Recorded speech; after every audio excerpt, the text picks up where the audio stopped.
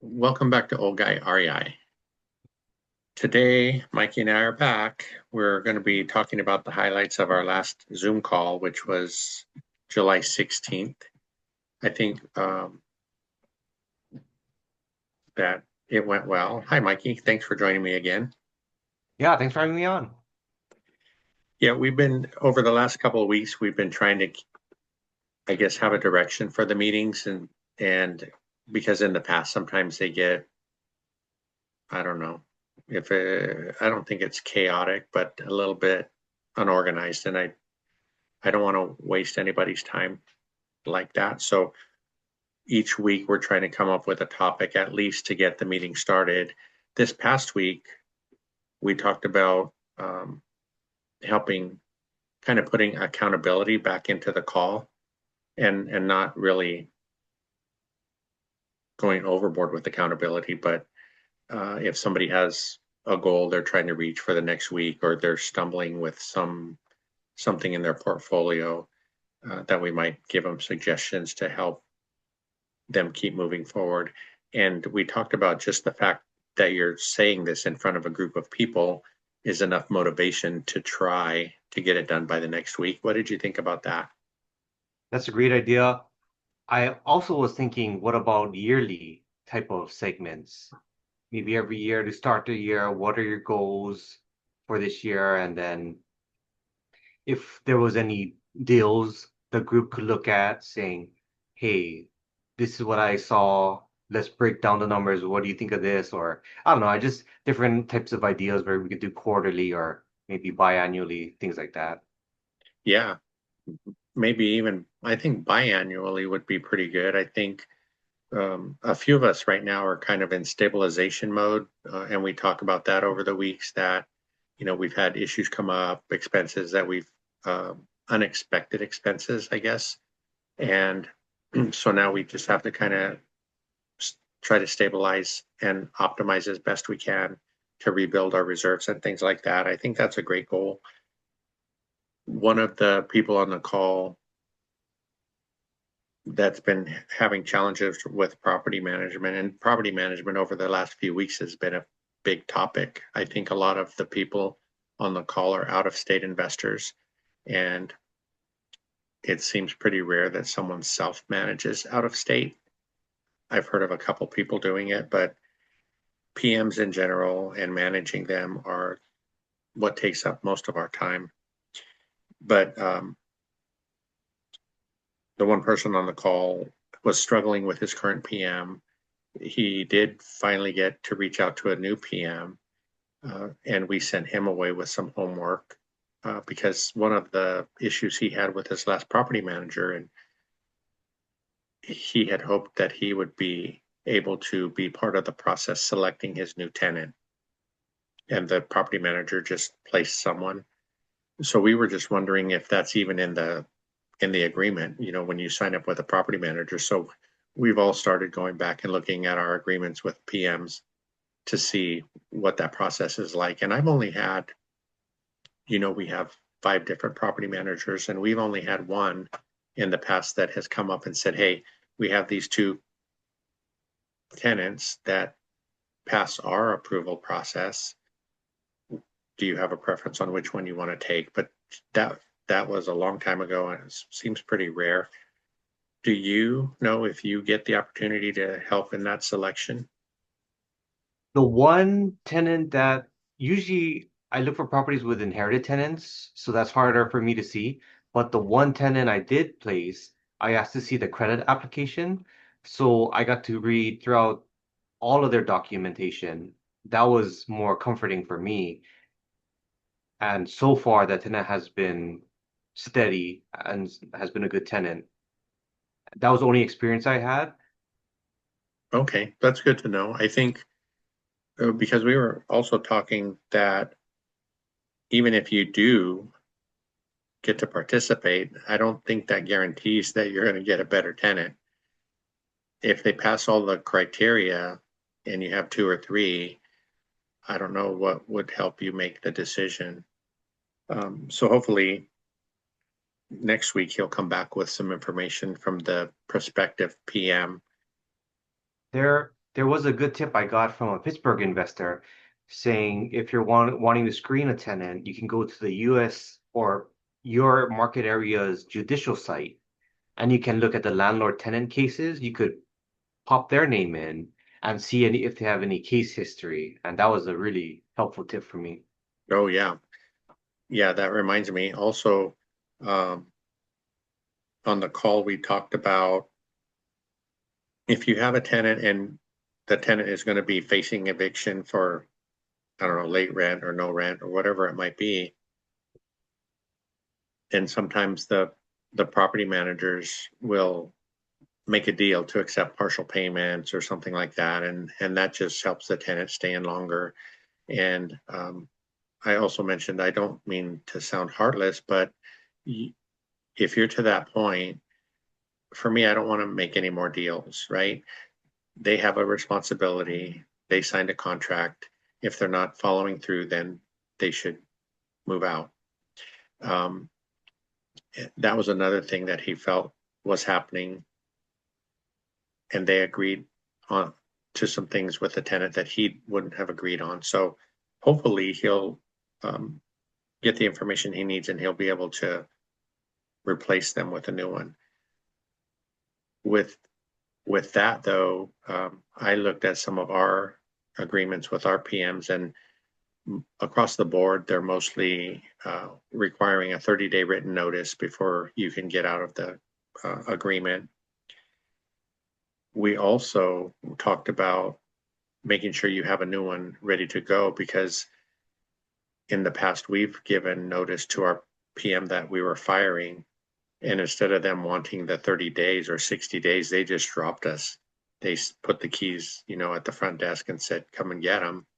If we hadn't had somebody there ready to go, we would have been without property management for I don't know how long. But we cautioned him against that as well.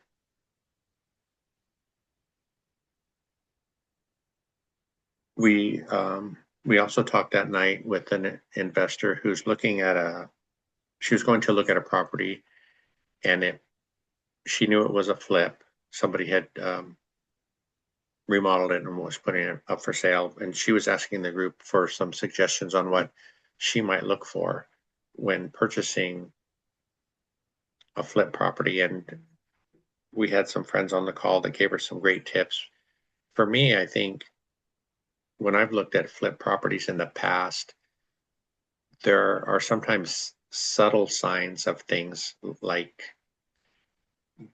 just one I remember was there was a water heater in a utility room, and the plumbing on the water heater just looked like a third grader did it. So if you see things like that, you don't know what's inside the walls, right? That you don't get to see all that stuff, and you never know how many shortcuts they took.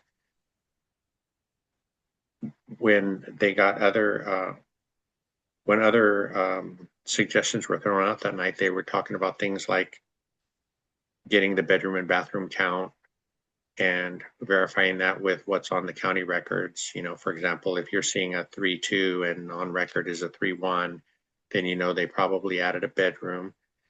And then you can move forward and ask for the permits for that added bathroom. And that way, if they don't supply them, then maybe the homeowner did it under the radar and you don't know what kind of work they did. I thought that was a great discussion. Did you have any thoughts on that? I wanted to know, yeah, that question was great about flips, because what if you've ever walked a property that has been flipped, and if there's key indicators. I know Matt has says when the flips he's walked through, he'll see the hollow core doors. But then for him, he much rather just put in the solid core doors. Like those type of small things. Yeah, there's probably a lot of indicators like that. I think obviously a flipper tries to get through it with as little expense possible. And I think doors you might not consider that taking a shortcut. I think other things like maybe fiberglass units in the bathrooms instead of tile tiled shower walls and things like that. You could look at the types of windows, and obviously they would have to be insulated windows in most markets these days. You could ask for permits because I think even if the homeowner did it themselves and they were doing electrical or plumbing upgrades, they would be required to have a permit. And I think in some states the property owner can't do the work themselves. It just depends on the market. But yeah, I think anything that's exposed that um, you can see if it's done sloppily for one. If everything's nice, clean, and crisp, that's a good indication. But and then obviously you'll get your home inspection done. The other question that our friend had was about plumbing and wondering if it's possible to know if the plumbing's been upgraded, like the drains, wastes, and vent pipes, which are either under the house or in the walls. You can tell if you go into the crawl space whether it's galvanized or cast iron or ABS, and you can get good indications that way. There was a new person on the call that was an accidental landlord. He had mentioned that he had a home in Arizona that ended up being turned into a rental, and it was actually an alligator, what they call an alligator, for the first while. But he also, now he's looking for a duplex. He lives in Washington State. He's looking for a new duplex, but as some of our mentors, well, Dion specifically talks about knowing when you're ready to buy a new place. He's looking for a duplex, but he's also going to get married soon. So with that kind of stuff happening in your life, Dion recommends waiting until you're through that period. And we had a good members meeting with him. I learned a lot more about how to look at properties in Washington, and I know you're exploring that area as a house hacking strategy. I didn't even know about the power lines and the trees, and that it's the power company's responsibility to take care of the trees if it's getting in the way. Yeah, like in that picture, they showed the wires were going right through the tree line. Um, but he did say, they'll probably just come and hack them up. They're not going to do a really nice trimming job for you, but the safety is the issue for them. And yeah, you're talking about Dion's members only calls. I think when they analyze deals, we always learn a lot. And like you said, on that call, we did get some good tips on places we might want to look at. If we get to move up there, we're looking at that. And we have a few friends up there spread up kind of all over the state. So that's helpful. I think in that property, it ended up not being a very good deal because of the price to rent ratio. And people are still, I guess that's what they're calling wish pricing. They're still putting properties up for super high, hoping that they'll get it. And I think in this case, he actually did get a counter offer to his offer, and he didn't take it. At first, he was disappointed, but after running through the deal, he realized maybe he dodged a bullet there. There were other ways for him to get out of the deal, but sometimes you feel obligated once you accept an offer. So that was a good move. That was also interesting hearing about the 7-Elevens in the area. Like that's more of the lesser. The lower class. Yeah, 7-Eleven's getting a bad rap, but yeah, a lot of people say those areas are lower class and maybe, I guess, C minus. There are some other stores that people throw in there. I don't recall what they are now, but um, if those stores, or maybe it's Dollar General or Dollar Tree, that you might not want to invest in that kind of a neighborhood. But it was also good seeing the creativity behind that. Dion was saying, "Hey, could we place a wall here?" He said he has another Washington investor, Curtis, who did something like that, and now it looks original to the property. So there's all these creative ways you can try to add a bedroom or do different things. Yeah, that was a great piece of advice. I think, like Dion does, looking for properties that you could add some value, maybe not necessarily right away, but down the line that will increase rents. I think that one actually jumped about $600 from a 2 bedroom to a 3 bedroom. The only holdback on that one was the fact that it was on a septic system, and the septic system was built for 2 bedrooms, 1 bath. If you, the city or county probably wouldn't let you add a bedroom legally unless you upgraded that septic system. So in that case, you'd want to find something that was on city sewer instead of a septic system. And you also made a good point about the stove heating that Dion recommends to remove that. And then you were saying it's already forced there. So Mhm. the furnace would be there, and then you could just remove that and have it more decorative. Yeah, they were thinking about adding that bedroom. There was a wood stove. Well, it was a living room. They were going to convert to a bedroom. There was a wood stove in there, and there was already an alcove or a recess in that wall. So it seems like that would have been a good place for a closet. Um, the person looking at the deal thought the living room might be a little bit too small to make it into a bedroom. So that was another thing. But there was another space back behind the laundry room that they were thinking might have been able to be converted as well. So it's nice to hear all that, because now when we're looking at deals down the road, we can, have that in the back of our minds to create, to turn the deal into a better deal. Was there anything else on the call? Maybe something I missed that caught your attention? That, well, I know there was talks of the hem lane, and we've talked about base lane and turbo tenant. Different. For Yeah, for hem lane, if you were, I know some people have thought about trying to remotely self-manage. And for hem lane, their basic is $30, essential is 48, and complete package is 86. Base lane has been recommended by other investors, and that is free.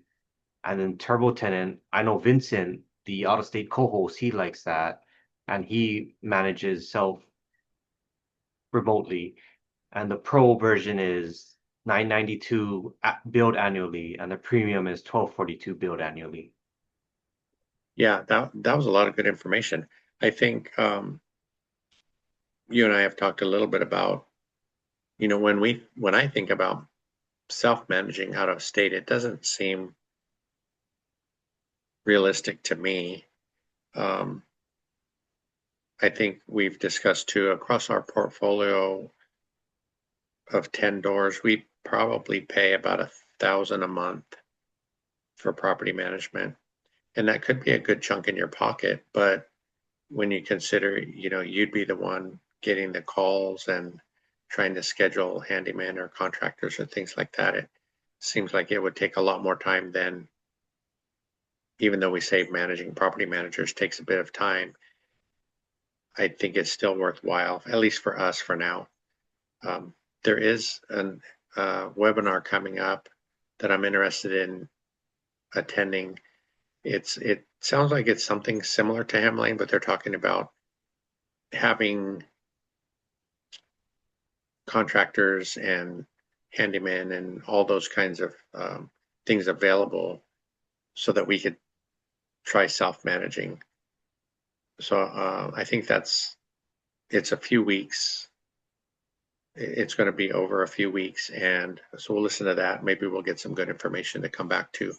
And one of the other things that I forgot about on that last meeting was Sam was talking and asking about when you're getting a home inspection, is there a way to check things like if light fixtures and switches and outlets are wired properly? And there isn't really a home inspector, other than checking the ground on an outlet to see if it's properly grounded, or if a GFCI outlet works properly. They can check those, but they won't like open up switch boxes and things like that. They will look in the panel. They will take the cover off the panel and make sure that everything looks proper in there. but some of the people were talking about heat guns. And I had the first experience myself with an electrician I called out to do an estimate. We were getting some flickering in the home. We didn't know where it was coming from, but he had a heat gun and he was checking all the connections inside the panel and things like that. And it was interesting to see. So I think Sam might invest in one himself. Nice. And we're both members of school, Michael Zuber, One Rental at a Time, and had some good guests on, Coach Carson, Cody Davis, and Bob Langworthy, the accountant to the stars. And I could just give a quick recap of some of the stuff they're saying. Oh yeah, great. Yeah, Coach Carson was saying 2 months of rent should equate to 1 year of taxes. That's a good barometer for him. And he said if you could get into zoning, understand zoning, that could be unlocked for you to find untapped value for properties. He was making this offer on a property offering 189, and it was listed at 300. And over a span of, I believe it was several months, finally got the seller to accept at the 189. So Zuber really liked that when he talks about the disrespectful offers. And I really liked his analogy about the fruit tree. It's it's not when you plant it that it produces fruit. It's going to take you 5, 7, 10 years. And he said that's a good way to look at it in terms of real estate. So that helped me out a lot. Cody was talking about Umpqua, the bank, UMPQUA, and he just did a deal where that bank did a seller second for Cody. And that's how he was able to strategize on that deal. And they lend in Washington, Oregon, California, Idaho, Utah, Nevada, and Arizona. And Bob, he gave some great information and was saying he's accepting clients now. So if there's anyone, he's an enrolled agent, CPA, and he works with Zuber and Matt, who they both recommend. And I really enjoyed him saying that for this upcoming year, a lot of clients will be asking about the new tax law. So make sure when you have your tax strategy sessions, you can bring that up and you can best navigate. I really like that even if you have a CPA or you're looking for another one, you could just reach out to him, maybe have an introductory call, 15 minutes, and see if it works for both ends. But if not, no hard feelings, then you can just move on. But I think it's a great opportunity now if they have openings. Yeah, that was a lot of great information. I think going back through your list, I think Coach Carson recently did a video because a lot of us say we're kind of in the messy middle, of the first 5 years, and he did a really good video talking about how to overcome when you do a bad deal or um, when a deal doesn't work out the way you expect and just finding a way to move through it and keep going. That was really great. And then you also mentioned the CPA, and he owns Maine Bean Counters. Is that right? That's correct. Maine. Yeah, the state Maine. And then when we were talking about him a little while ago, you also mentioned, and I think we should always do it to begin with, but to tell the CPA everything that you can think of because you never know. And I've always been, I don't know if I should say this on the air, but I've always tried to pay as little in taxes as possible, right? And but but knowing what we know now, that's not what you want to do to if you want to be lendable. So if you transition to someone like Maine Bean Counters, you just got to spill it. Otherwise, they're not going to know how to help you best. We've also talked about that in another aspect where, like in this community, in the one rental at a time community, if you're posting questions in the group and you want to get help, you need to let the group know everything. Hopefully you're comfortable with that, but people can't help you if they only know half the story. So that I guess that crosses a lot of different um, topics. You made that post in school that got a lot of traction, a lot of feedback, and was curious what were your thoughts on that? Because you're talking about when times get tough, what keeps you going, what is your why? And I recommend people look at that post because there was a lot of great answers and feedback and so much. Yeah, thank you for bringing that up. It You never know what's going to hit people. It seems like that hit quite a few people, and it's still going. Um, and I think the post mainly came out for the reason that we just like to keep helping people, and I just like we were saying, sometimes people won't speak up unless you ask them. So we thought we would just ask the question, and there have been some really interesting responses. I think, like you said, if people check in there and just look at, some of the replies that people have given me, um, and I would say that most of the replies are things that um, we've gone through ourselves, Cynthia and I personally, and have made it through. Sometimes you forget to look back and see where you came from. It just seems like you're just struggling constantly. But if you take a minute and turn around and see the things that you've made it through, I think you and I might have talked about Brian Adamson's video a while back, how um, when you think you're going through something tough, and maybe, hopefully you believe in God, but you might ask him, why are you putting me through this right now? And then again, you look back and see how many things he's helped you get through to this point. He's only putting us in these positions where to help us get stronger for the next thing that might come up. So uh, I know it wasn't it. I guess it is kind of real estate based. My question, because that was the first challenge that came up in my head, was how are you getting through your real estate journey when all these things keep happening? But but I think it's turning into something a little bit bigger than that. Yeah, real estate is so grueling, but we have what I was writing in the post is like we have our North Star, which is the One Rental at a Time and the Three Amigos Avengers.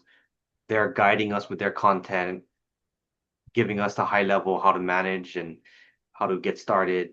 But then you have your meetings that really helps us the day to day keep going.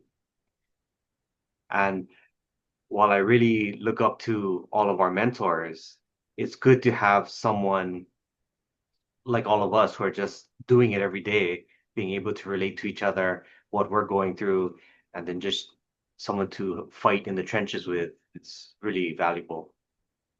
Yeah, that's a that's a great point, and I think yeah, because our mentors have already made it, right? So they can show us what can be, and a lot of us, like I said, going back to that messy in the middle thing, we're in the first 5 years.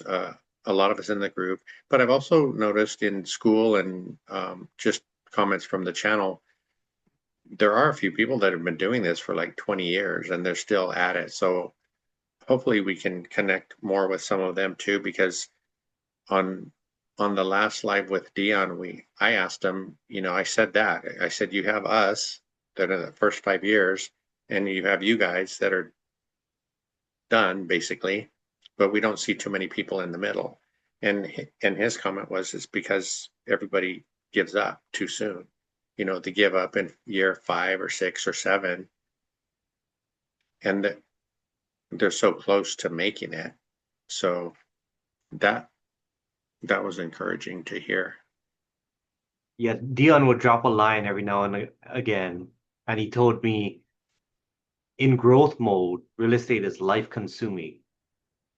And once I heard that, it felt a little better knowing, yeah, this is what we're in for.